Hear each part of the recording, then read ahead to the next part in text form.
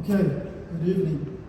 Thank you for taking your time to come in here. We appreciate that. My name is Moin Nodehi, and I'm the founder of Biotonomy. And I'm here today with my colleague Juan, Marin, Gabriela, and also Johnny. Juan and Gabriela is working with marketing and sales, and Johnny is helping us with artificial intelligence. We will talk about today. So I thought I want to start with giving you a little bit background of Biotonomy and where it comes from. My personal background, I started engineering, and when I was doing engineering, I couldn't understand why architecture was a different subject. So I started studying architecture in parallel because I learned from the ancient civilizations that there was no difference between architecture and engineering. It was one subject. And that resonated with me. Because I always wanted to be able to design things that work, that has a function. So I started working on some of the biggest construction projects in the world, in Dubai, because I thought that that's where innovation is happening. But little did I know, there was barely any innovation there. I got to learn about the downsides of the construction industry. I got to see how sewage is thrown out to the environment without any treatment. I got to see how workers were not treated well and not paid well. And I got to see so many things that didn't resonate with me. So I decided that I didn't want to contribute to that, and that I wanted to use my knowledge to do something good for humanity in general. So I went out to the market and I was looking for solutions.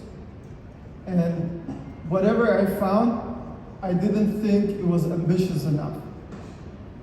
I saw some people working on energy efficiency, some other trying to work with water, but I didn't see anyone doing something holistically. So I decided that I'm going to take upon that task and develop a concept that addresses construction and architecture from a holistic point of view, right?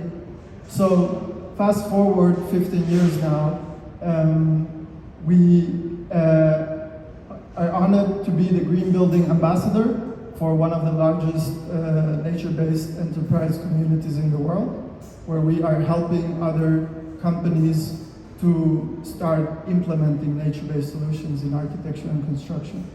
We have had the honor for one of our projects to be recognized by the United Nations as one of the top 20 innovative solutions for addressing the Sustainable Development Goals.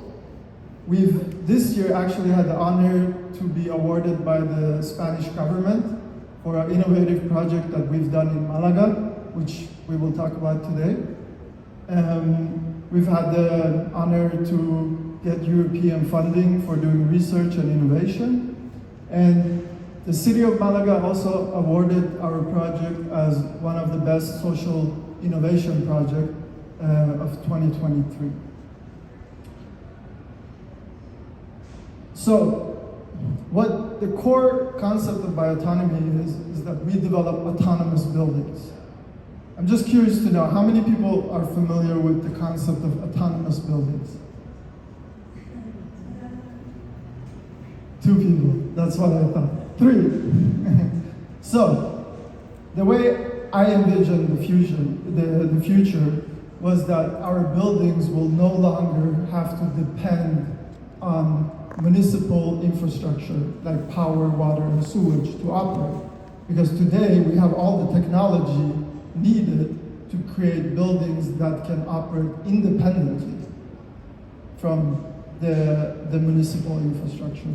That's what autonomous buildings are. Autonomous buildings are able to produce their own utilities, meaning energy, water, and they can manage their own waste on site.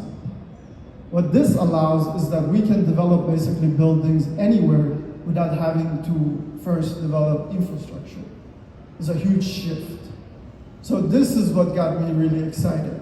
And I learned this by studying ancient civilizations. Because I asked myself, how does ancient civilizations build their civilizations without power water infrastructure? So I started studying that, and I found out some really interesting knowledge. So what autonomous building can do is that it can heat and cool itself 100% naturally without using any external energy. And it's all based on physics. And once you study it, it's very impressive how it works. For example, how do we cool buildings? We take, and this is our ancient technology that we have copied. We take the hot air from outside and we make it travel under the ground. When air travels under the ground, 3-4 meters under the ground, it gets cooled down naturally. And then we enter it into the building. So it enters the building cooled by just using physics. So we don't need to use any fans, we don't need to consume any fossil fuel to cool air. It's a very simple, basic law of physics. If you understand this as an architect, you can implement this in your design. And we can do the same thing with heating. We've built these buildings in cold climates like Germany, where we have buildings, and in Austria as well, where it gets cold. And what we do is we harvest the sun during summer, we store it inside the building, and then we reuse it during winter. And this is also based on the laws of physics. You can store temperatures naturally if you understand physics. So what that does is that allows us to reduce the heating and cooling consumption of the buildings with up to 100%. Go ahead. How do you store the heating from summer to winter? Great question. It's called seasonal thermal mass. Do you have the ground? So thermal mass is a material's capacity to store temperature, right? So when we design the buildings, behind the walls or under the building, we integrate thermal mass. And if you look at this picture here, maybe it's hard to see from where you are, you see stone walls. In between those stone walls, we have compacted earth that when the sun radiates on that wall, the earth absorbs the sun, the heat of the sun, and stores it. And then when it gets cold, it radiates back into the house. So you can store it in walls, in the ground, in the roof. Basically, any structural components can turn into temperature storage. May I ask another? Yeah. So how much of the heating can that actually contribute? 100%. Yes. If you follow the laws of nature, you can achieve 100%. Also in Sweden? Yes. Yes. So that's heating and cooling. If you achieve that, you've already done a big environmental impact and financial impact for yourself. We also produce water. So we design the buildings, the roof and the landscape of these buildings are designed to harvest water. We store the water under the ground. We have our own filtration systems, and we filter the water all the way to clean drinkable water. So the buildings are actually producing their own water. There's no need to go and buy water from outside. And it's much more cleaner than getting water coming 1,000 kilometers away from treatment plants. Then we reuse the wastewater. So most people don't know this, but 80% of the wastewater produced in the world is not treated. It goes straight out to the environment.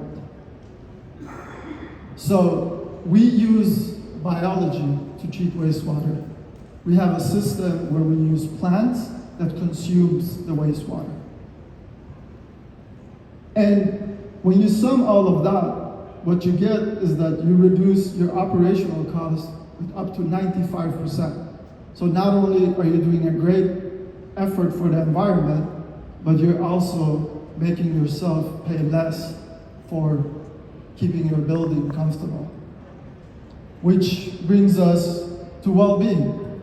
You pay less for your building, and you're way more secure.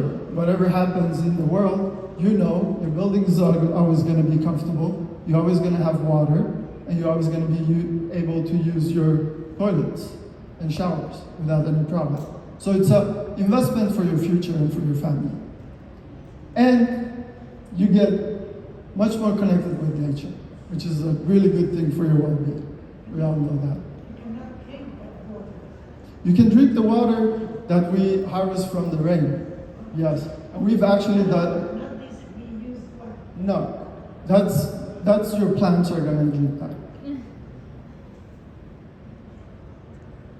So, after doing this for almost 12, 15 years around the world in many different countries, we decided that we want to scale this up. We want to bring this to cities and to urban environments.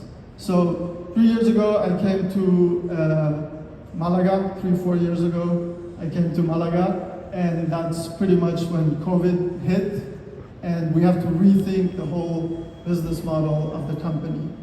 So I met Juan, and we started to talk about the idea of developing in the city of Malaga a vertical ecosystem that would reuse the wastewater from a hotel. I spoke to Juan, and he knew some hotels. Juan has worked many years in the hotel industry here, and we applied for European funding to make this project. So this building right here is in Soho, Malaga. It's funded by the European Union, and we are taking the wastewater of 2 hotel rooms to irrigate 100 square meters of vertical ecosystem. And we are also including a big part of technology into that. There's where we're working with Johnny now to integrate artificial intelligence to help us to improve the measurements and the efficientness of this project. And Juan wants to now explain a little bit on the other projects we're working on here in Malaga.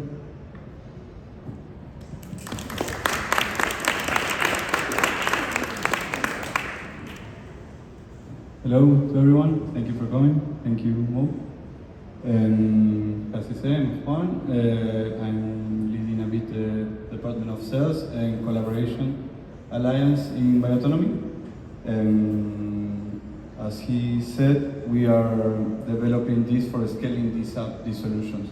We know that work, we make it in every climate, cold, hot, and every part of the world, and now it's time to bring it to the cities. And we are starting with the vertical ecosystem project in Soho that has a lot of attention, and now with the draft that we are facing, the most interesting project for the city now to implement is the water recycle. The same solution that we have in the houses, we can scale it up to a small scale, medium scale, big scale, and giant scale. This is an example of Manzana Verde in Malaga. It's a new development of social housing they're going to do. They want to change a bit the paradigm of how they are building social house in, not social housing, like house for the Malagueño people, and it's going to be all around greenery. The fun story of this, when they developed the project, was in 2017, and this project itself is called Ciudad Jardín Vertical. It has green everywhere. They put green everywhere. With the pandemic and everything got stopped, and then last year they start over, and now in 2017 was not sequía, so now there is a draft. So they say, we went there and say, okay, how are you planning to irrigate all your green areas? So how are you going to do with your wastewater? You say, what wastewater?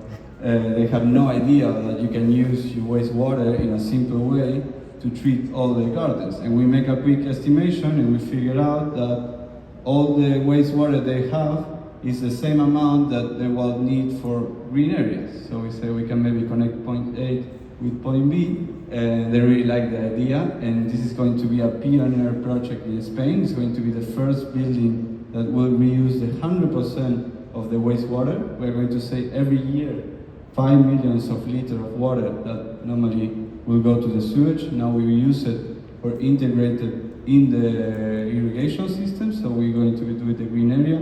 and all that water keeps in the community, and we're going to reduce on 30% the consumption of water because we are going to use it for the toilet seat. So this, it will be a game changer now, because for example, urbanizations, hotel, we are really focusing the hotel industry now, that they cannot irrigate green areas with the normativa, with the regulations there is now. With this, we can do it. And also, we save money, we improve the value of our buildings, so it's a no-brainer. And now we are really happy, after 3 years here, pushing and pushing and pushing, that we are getting in contact with the right people, that they finally start to understand that this is possible, this is feasible, we can do it. It's not, we need a big restructuration of the city, of all the buildings, not big obras. This, we can do it really, really easy, and we are doing it. So I think that, or something else. So I thank you very much for coming. Have a question?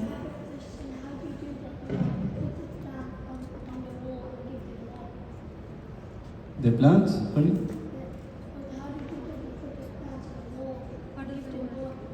If they work. So here we have we like to call it vertical ecosystem instead of vertical garden, because it's a hydroponic vertical ecosystem. So we use not any soil.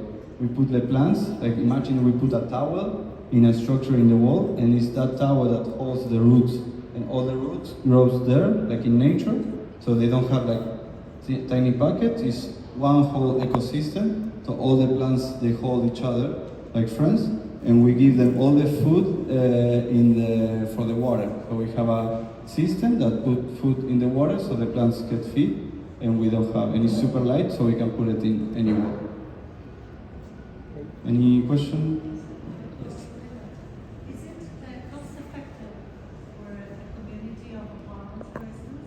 Take a community, any urbanization in many of the cities, with gardens and trees and everything else. It would be cost effective to make the change. 100%. It depends on the green areas you have. Normally 3 to 4 years you have it paid off, and from there it's money, because you have most people doesn't know how much our gardens consume, but the ones that pay the bill probably does, but consumes a lot of water. So a normal garden, you have a high bill of water, and now the prices with the drought, they're going to go up. But yeah, normally in 3-4 years you have the return of investment. And what is the initial investment? Would you give me an idea? Depends For on the size. yeah, like a private house, like a hotel, or like a city. Say a community with a garden of 2,000 square meters or something. Okay. That's pretty much the project we look at in Manzana Verde. That's about 38 apartments. That's an investment of 80,000 euros. 80. 80. That's it. 80. 80. 80. Yeah. 80. And in 4 years they have it 35 apartments. rid of. Yeah, and that irrigates 2,000 square meter of green areas. But if you don't have green areas, you can reuse it for flushing your toilet, which you reduce your water consumption by 30%. That's also water saving. Where is this project in Malaga? In which part of Malaga? Soho. No, the other one is in Barriada del Duende. It's one barriada next to the Palacio de Ferias, where the Congress Palace is. It's in that area. They're going to renature all that place. Perhaps you said it, but in what countries are you present now, your company? Now we develop projects all around the world. When before we start was not, we were going around. Now we have the main core here in Malaga. We have a base in Sweden, and now we are developing in Puerto Rico, or operating with the tourist industry there. Yeah, everybody wants to go to Puerto Rico. Yeah. Okay, thank you very much. After we can answer more questions if you have.